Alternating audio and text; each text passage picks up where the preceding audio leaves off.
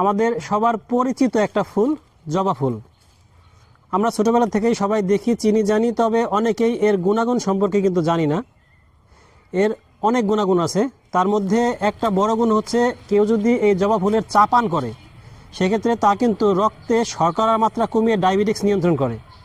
আবার অনেকের কোলেস্ট্রল বেশি, কোলেস্ট্রলের জন্য কিন্তু আমাদের হৃদরোগের ঝুঁকি বাড়ে।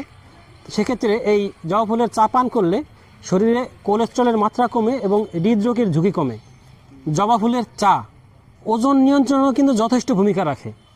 আর এই জবা ফুলে রয়েছে প্রচুর পরিমাণে অ্যান্টিঅক্সিডেন্ট, যা আমাদের শরীরকে ক্যান্সারের ক্ষেত্রে অনেকটা রোগ প্রতিরোধী করে তোলে। আবার আমাদের শরীরকে বার্ধক্যের ছাপ থেকেও অনেকটা রক্ষা করে কিন্তু এই জবা ফুল।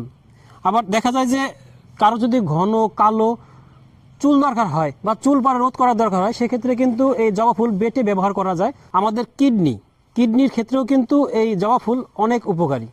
তাছাড়া আমাদের ত্বককেও কিন্তু ভালো রাখে এবং আমাদের ত্বককে বার্ধক্যের ছাপ থেকে কিন্তু রক্ষা করে জবা ফুল।